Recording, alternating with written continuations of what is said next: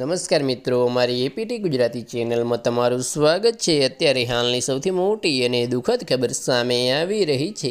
અમેરિકામાં હિન્દુ મંદિર પર અંધાધૂંધ ફાયરિંગ। તો આની વિગતવાર વાત કરવામાં આવે તો અમેરિકામાં હિન્દુ મંદિર પર અંધાધૂંધ ફાયરિંગ કરી હોવાની ઘટના સામે આવી છે।